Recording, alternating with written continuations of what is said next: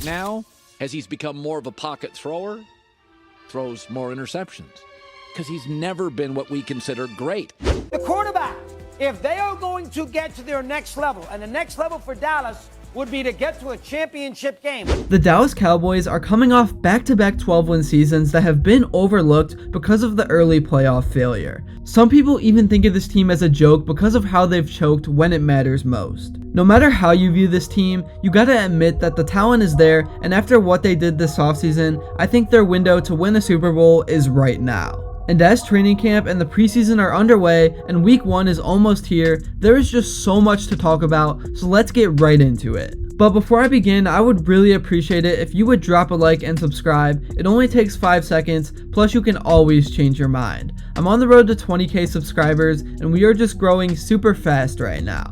Alright, so starting off, I want to talk a little bit about Dak Prescott, because last season, he played pretty well and had 2,860 yards with 23 touchdowns, but his only problem was that he got turnover happy and threw 15 interceptions. I think Dak is at the point in his career where nobody cares about the regular season anymore. He's too good of a QB for that. Now all that matters is what he does in the playoffs, and I think the Cowboys did a great job this offseason of addressing some of the holes and giving Dak the tools he needs to shine when it matters most. I'm not giving the Cowboys an excuse for underperforming, but each year, every team only has a 3% chance to win it all, and just because you don't, doesn't mean that season was an automatic failure, and you need to change everything. Anyways, as I was saying, the Cowboys made some changes this offseason to help retool for a big 2023 run. They improved at wide receiver, cornerback, and nose tackle, and they were also able to retain what they already had. The big move they made that got everyone's attention was bringing over Brandon Cooks from Houston, and he's a guy that I expect to have a huge year now that he's a wide receiver too and isn't the focal point of an offense. And he's also going to help out CeeDee Lamb so much because, like I said, a defense can only focus on so many guys at a time. The only thing you can really do is maintain them.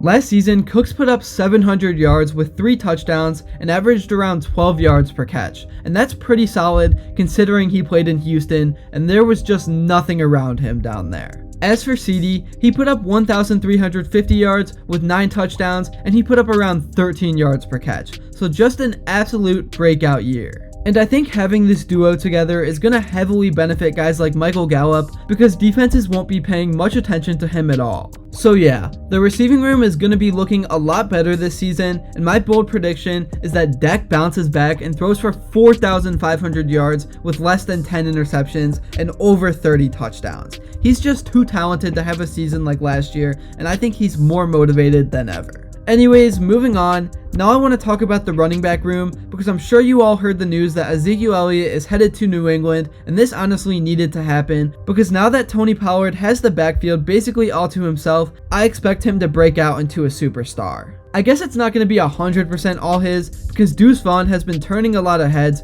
but you get my point. And I've just always felt like Zeke was sort of holding Pollard back.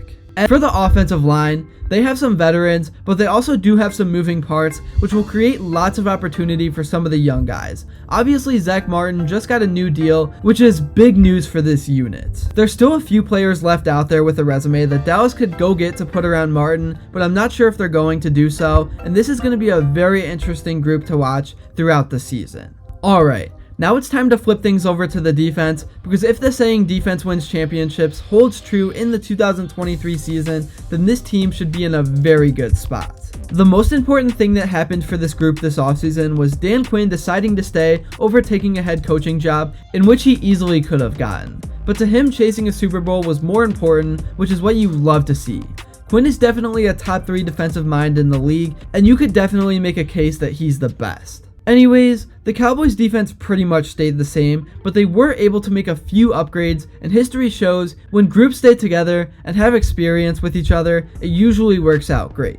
The first move I want to talk about is when they traded for Stephon Gilmore, because I really think he still has something left in the tank, and cornerback was definitely Dallas's weakest position last season, and now with Diggs and Gilmore both locking up those corners together, it's going to be a lot tougher for opposing receivers. And in terms of slot corner, there's a few guys that could start week 1.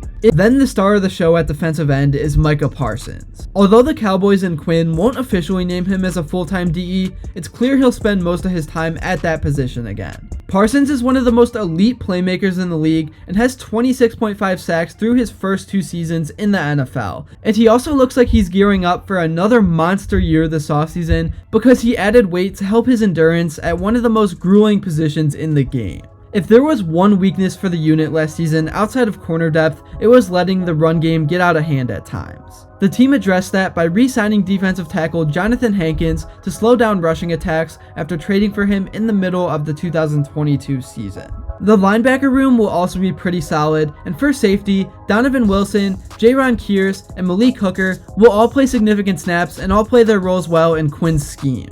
Combined last season, the three-headed safety monster had 5 interceptions, 7 sacks, and 16 tackles for a loss. So overall, I just think the Cowboys have such a good roster, and there literally is no reason that they shouldn't make a deep run this year.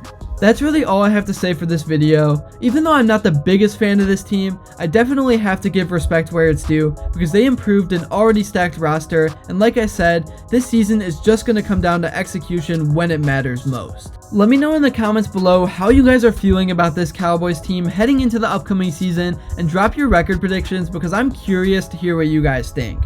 I already dropped my prediction in my last video about this team, and it was 13-4 because they've had back-to-back 12-win seasons and they've made enough improvements to get one more win. Thank you all so much if you made it to this point in the video, and if you enjoyed and haven't yet, make sure to like and subscribe because your support truly means the world. We are now just weeks away from opening kickoff, and with that, there is just so much to talk about, so let me know what you would like to see next. But until then, I will see you all later.